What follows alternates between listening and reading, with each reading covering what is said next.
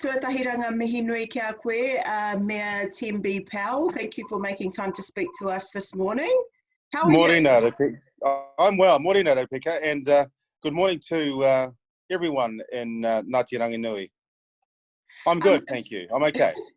So tell us about, your own personal situation as we, kind of get into our third week of alert level 4, staying at home. Yeah. Well, I'm together with my wife Sharon and our 19-year-old daughter Charlotte, who was at Victoria University. So she came home to us here in Tauranga. Our son is in Auckland with his flat, locked down with his flat and a whole bunch of people. So I think they're having a lot of fun. But look, it's interesting, isn't it, really? I think one of the observations I've made, Rebecca, as a consequence of lockdown level 4 is it's wonderful to see the whānau out together. Mums and dads walking with their kids, cycling with their kids. I mean, frankly, we're all over the road like Brown's cows at the moment. And clearly that's got to change when we put cars back on the roads. But for now, it's actually quite lovely to see the family units who clearly have time. And time is the most precious resource, really. And we have very little of it. And so it's great to see people with time on their hands and spending it with their whānau. So it's been just an observation I've made. And I wonder how we preserve that going forward when we don't have time again. Yeah, no, I've been kind of the same. Like when I shoot down to the supermarket here at Bayfair, I've seen like probably the most people that I've seen kind of out and about, like families, not just the kids, not just the parents, like full families, which is great. One thing that we've been seeing is families kind of to get through this scheduling things like cooking and fitness. Oh, right. Yeah. Have you turned into a bit of a fitness freak or?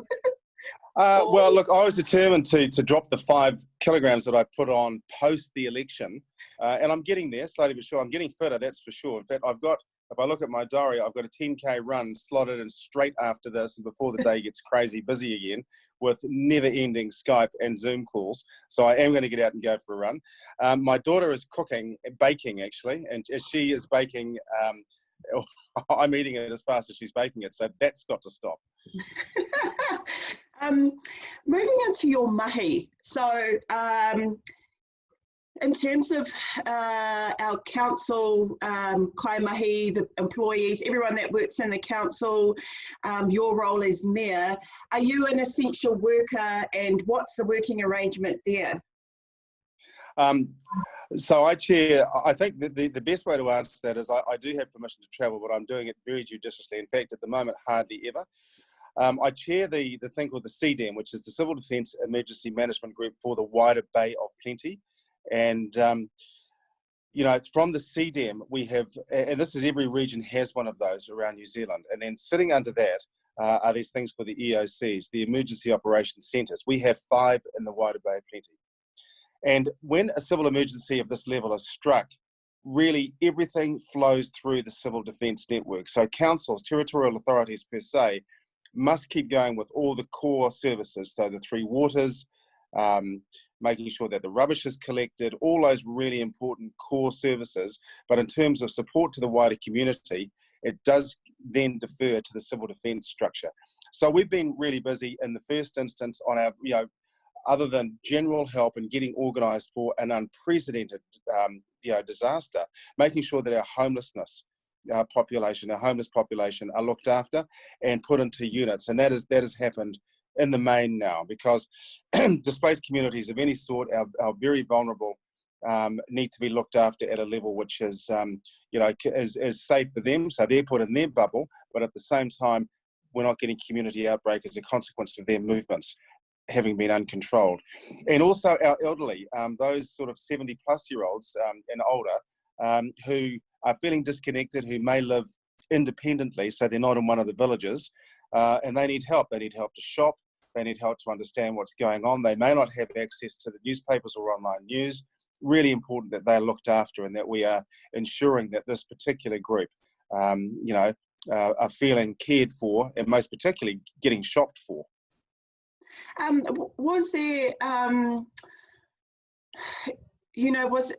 you said, we are in unprecedented times. Was there, do you feel like the council was adequately prepared, or was it a bit of a, was it a shock that we were moving this fast? Well, look, I think I've been thrilled at how the Bay of Plenty emergency civil defence emergency group has acted and stood up the five EOCs really quickly, and the support that has been garnered. But may I tell you this, that I don't think anyone was prepared for this. This is a civil defence emergency like we've never seen before. This is not and you know what? And it doesn't appeal to Kiwis, and I'll tell you why. This is not a flood where we can go and rescue someone and take them to high ground.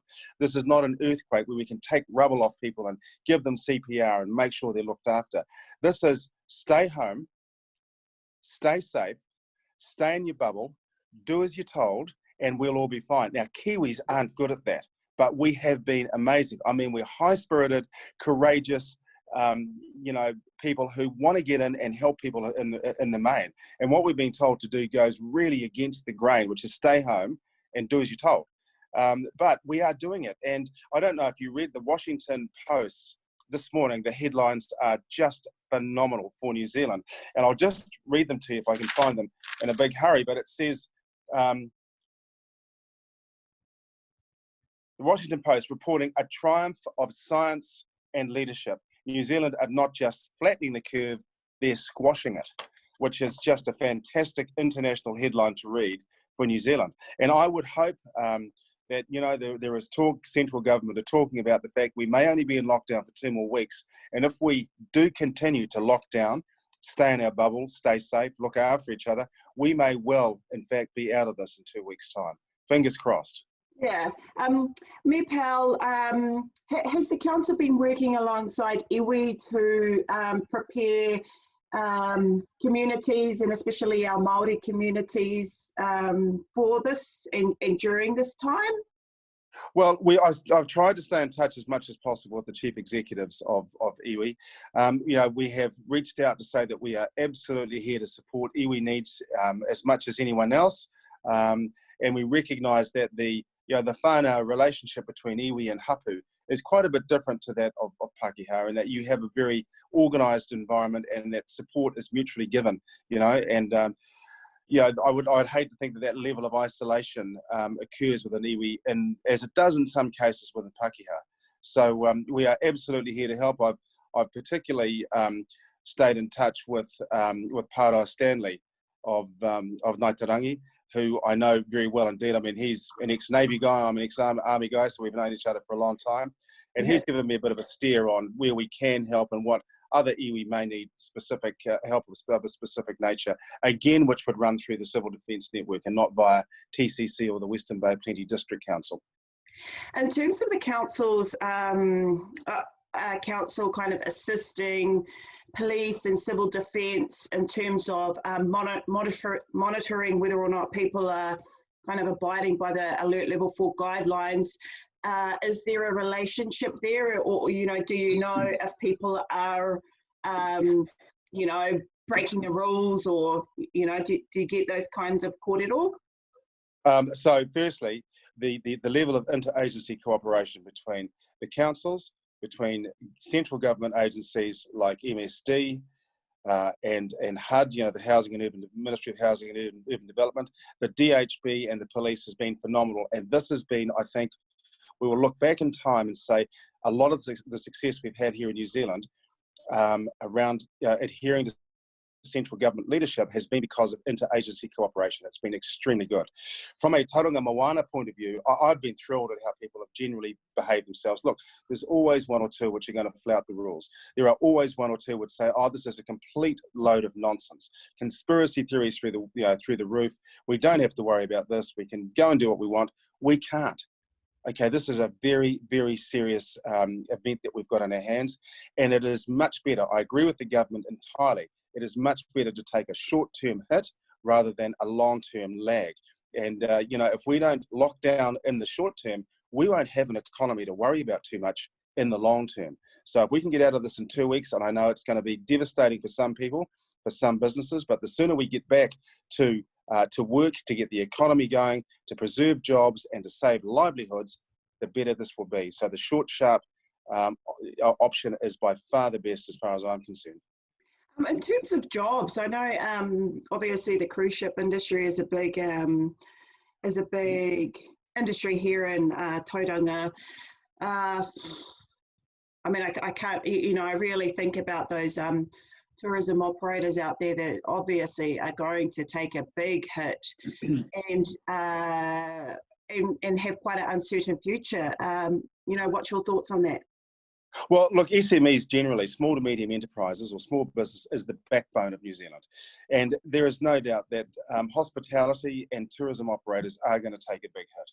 I think it's also important to note that of the $1.1 billion that comes into the Bay of Plenty annually, only 90 million of it is via cruise ships.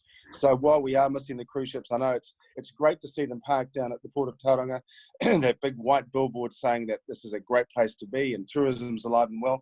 The reality is it doesn't have quite the impact that we think it might do. So look, I think Rebecca, in times to come, we will be okay, but we're going to have to work together.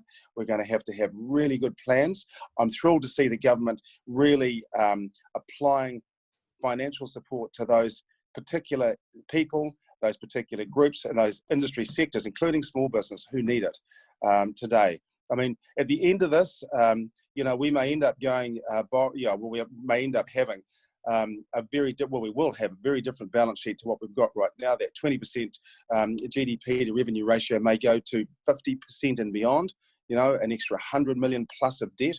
So it's going to be interesting, but I truly believe if we stick together and we support each other mutually, we will be okay in times to come. Meepo, I just wanted to touch on an area that is quite, concerning for Māori, and that's around Mowal and the access to Mowal. I understand that Mowal could be like the top five most walked trails across New Zealand. And obviously there would have been a dip in those walking numbers over the past 2 weeks. But are you guys still seeing a few people, not abiding by the guidelines down there? Well, again, I'm really thrilled at how people have behaved themselves in respect of Mowal. We anguished over it, to be honest, but only for a short while. We talked to the Mowal closed the moana because at the end of the day, we couldn't guarantee that people could maintain that critically important 2 metre distance given the narrowness of some of the tracks. And what are we seeing today? We're seeing, between 15 and 20 people breaching that on a daily basis, which is pretty good because it is in fact Ripeka, New Zealand's #1 walked track with over 1 million people walking it per year. And look, there have been calls to rest the Monga, and because it is busy. And the one thing is for sure, the Monga is now getting rested. So that is I guess a silver lining that's come out of that for this beautiful feature that we have in our backyard. So it will be well rested. It'll have kind of I think around a month of rest, hopefully. Yeah. Possibly even more, because we don't know what's going to happen. Going out of level 4 to level 3 lockdown, I'm not sure that we truly understand what the rules will be for that yet. I agree with you. Great. It's great that it's getting a rest because it was well walked, and I think it did. It was time. Well walked. Needed a bit of like a wāwhakatā. Just to finish us off, do you have a message for the people of Tauranga, our iwi, our hapu and our whānau out there that are watching? Well, I do, but it's the message that is the Washington Post talked about this morning. They also talked about not just flattening the curve, but squashing it. They talked about the beauty of the simplicity of the messaging from the Prime Minister and the government. And all I've done is repeat that. And I can't disagree with it, which is stay home, stay in your bubble, look after each other, and be kind. And I think as time goes down in lockdown, we are seeing some behaviours which are less than desirable. And I do ask people to say, look, we're halfway through, and if we do play their cards right, we'll get through this in the next 14 days or so. Possibly even less, who would know? Maybe certain regions will be open. I don't know that, but from a Bay of Plenty perspective, we have very few cases and no community breakout. So no community spread. So it could be that we are able to sort of get back in a limited form earlier than some places. So I don't know that, but it would be great if we could do. And we'll certainly be advocating for that if there's an opportunity. But for now, let's just carry on and observe the rules of level 4 lockdown. Stay home, stay in your bubble, and look after each other, and be kind. Let's save lives together. Thank you very much, Mayor Powell. I appreciate your time. Ngā mihi nui ki a koe. Kia ora, Ripeka. Ngā mihi nui.